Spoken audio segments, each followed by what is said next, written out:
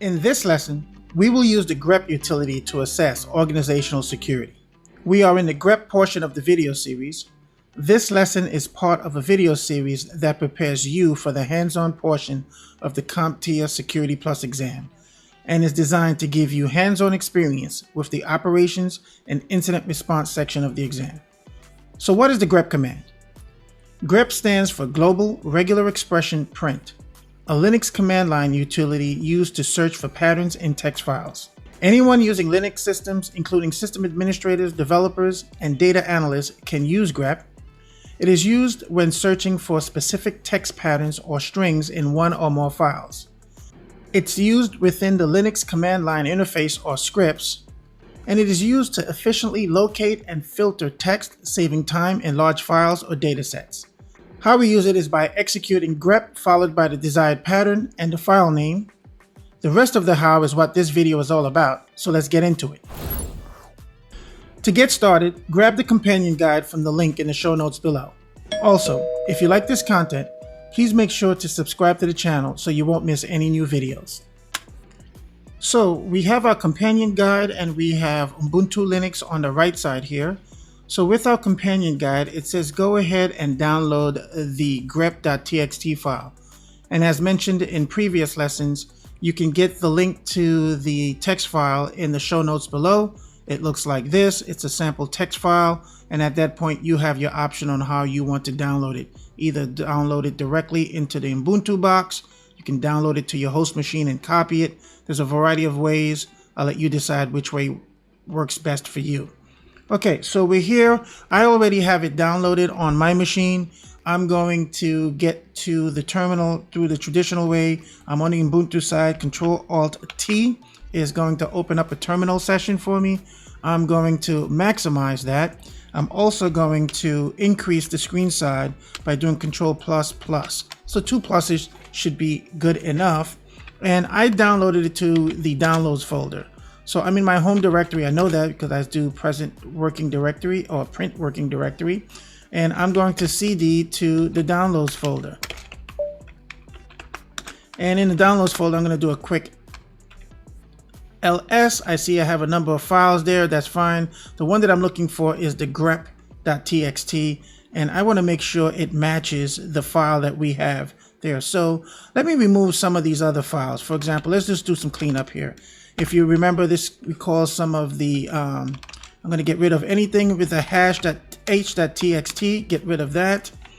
Remove, we don't want that. We want to remove like that. We also want to remove the sample.txt file. Let's get rid of that. And we're going to remove the append.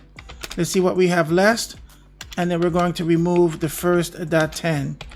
Okay, so I'm going to clear ls. And before I work with the grep.txt file, just to make things easier for us, we want to make sure that our checksum value or our hash value matches the MD5 hash. We did this in the previous course, but if this is your first time joining us, we can just do a quick review here. So the first thing we're going to do is MD5 sum, and we're going to take a look at this file, and it's going to give me the unique value, unique signature, or the message digest for this file, which is this number here, and I can compare it with this number here. Now I can read it, but I also can do this a little bit more systematically. So I'm going to up arrow, and I'm going to output this to a file called hash, let's just say hash_check.txt. Okay, I have my file, and let's go ahead and just cat that file. And we see that file. Now we want to do the MD5 sum check of that file. So I'm going to do MD5 sum -c for check and then hash. And I see that it is okay, which means that I am confident that this file was not corrupted in flight, or there was no adversary in the middle who corrupted the flight and did a man-in-the-middle attack or an on-path attack. So I feel good with that here. No need to cat the file. Actually, we will cat the file in the next section. So I'm going to clear the screen. Let's go on to the left side here to do our housekeeping. We downloaded.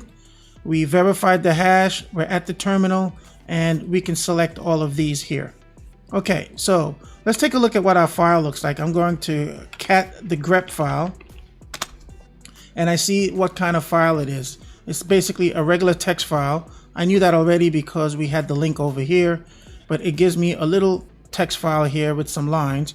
I can cat the file with a slightly different way as well. So let's just go back to the top here on this side. What I want to do is clear the screen, and I'm going to cat the file with line numbers, so that way when we see this we can work with it, and it's going to be grep. And the -n is going to give us line numbers, so we can talk about which line that we have here, and we see the file for ourselves here. So I catted the file, and now we're going to use our grep command. And as mentioned before, the grep command is going to allow us to search for simple text messages or different parts of the file. So I'm going to grep sample. Now technically I should put this into quotes, but let's just see what happens here. And it shows I'm grabbing the word sample in this whole file, and I see in line 1 this is a sample, and it color coded it for me. Technically speaking, I should put these in quotes. I'll do that for the next one, but for now, observe the output, and you see that we were able to search this file and grab the word sample out of this file because I was looking for it. Let's do this for numbers. We're going to grep, and I'll do this over here. We're going to grep, and in this case here, I'm going to grep using the quotes 1, 2, 3, 4, 4, 5. An exact match. Space here. I expected to see it in line 2. So what do we have here? Yes, 1, 2, 3, 4, 5 is a sequence of numbers. I see that here. Okay, good. Now, why are we doing this? Because when we work with logs and different files and they get pretty big, we want to be able to zero in on particular commands or IP addresses or error codes, and the grep utility is going to be very helpful for us to do that. So again, we're looking at our sample text here. Now I'm going to look for a phrase, the quick brown fox. So I'm going to grep, open quote, quick brown fox, and close quote, and it's going to be in the grep file. And I see that in line 3, we have the quick brown fox. So we see how we can do some quick matches, right? Nothing too complicated here. It's pretty straightforward. Okay, now let's see what we can do with case insensitive, so grep. So I'm going to, in this case here, I'm going to grep -i for case insensitive, and I'm going to purposely put this in uppercase because, as you know, Linux and Unix are case sensitive, and it's going to, irrespective of case, is going to give me a hit. For example, if I didn't have that, if I just went in for grep and I wasn't looking for, I wouldn't get any hits. But once I say that it's case insensitive, anything close, then I get my hits. This is important when you're looking for particular search terms, and case may matter or not. So we just observe the output. Another thing we may want to do is using regular expressions. Now, regular expressions are patterns that we can search for. For example, looking on the terminal here, here's a pattern of, let's say, a US phone number. We have area code, we have the first 3 numbers, then the last 4, right? So that the pattern of, let's say, a phone number. Or if we were looking at credit cards have 1, 2, 3, 4, 1, 2, 3, 4, 1, 2, 3, 4, 1, 2, 3, 4. So that's a pattern that we could look. So if we're looking for certain numbers, we can have something called regular expressions, or regex, that's going to search a database based on these patterns. So one of the things that we can do is we can do grep -e. This is going to be the E command is for extended regular expressions. And we're going to say case. I should put this in quote as you see here. And let me go ahead and do that. And you see case -e, uppercase E, case sensitive grep text. And you say, do not forget to practice with regex and case sensitivity. So in line number 5, we see we have case sensitivity, but we just wanted anything that followed containing case followed by sensitivity. Okay, let's go ahead and close this out. We did this as well. I'm going to clear the screen here and just bring back that cat file. So cat -n grep, so you can see that in numbered format. And now we're going to look for special characters. Again, we're using special characters here. So in this case here, we're going to use the grep command, as you see here. And let me bring it over on this side so you can actually see it. We're going to set that up momentarily. Okay, so I have my grep command and I'm looking any special characters, $signs, %signs. I hit enter and I see in line number 6, we have patterns include words, numbers, or special characters. We have $sign and we also have %sign. I see that it has the ampersand, the @ symbol here. So let's go ahead and put that into the string as well. We don't have to separate it by commas. We're going to go ahead and put the @ symbol, and now it brings it up as well, but it also brought in the support @ for line number 8. So you see how we can go for special characters. Again, this will be useful when you're looking at some logs.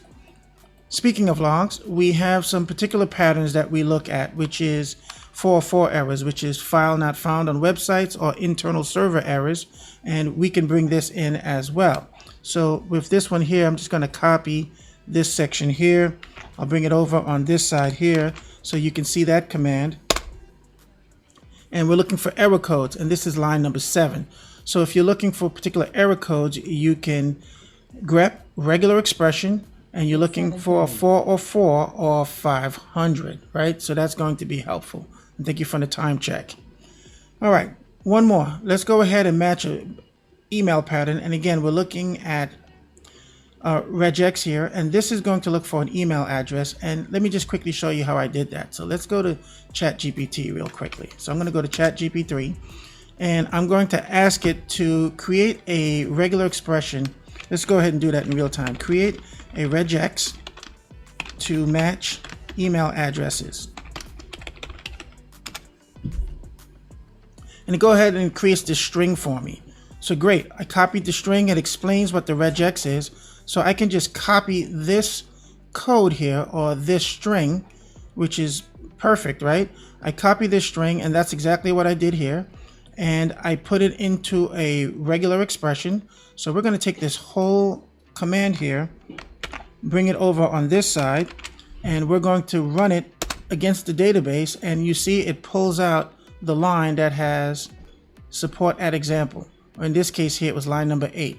So you see how using regular expressions and grep, which is what grep stands for, against a file, you can really find that needle in a haystack, which is the whole point of this lesson and exercise using the grep utility.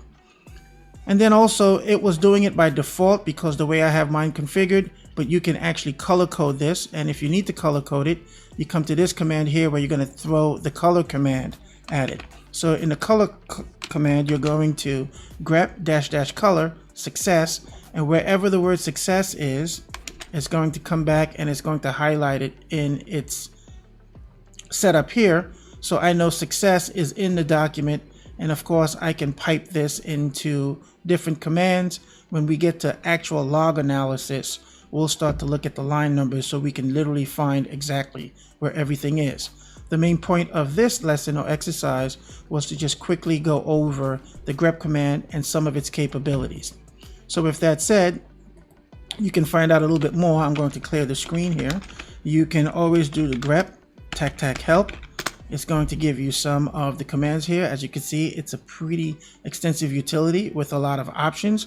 One of the options that we used was the uppercase E, and it's up here. This is the extended regular expressions. So that's a good one as well. I'm going to Control D to get out of this, and I'm going to open the terminal again just so you can see one more. And I'm going to man grep, and it's going to give you the manual. So this is perfect.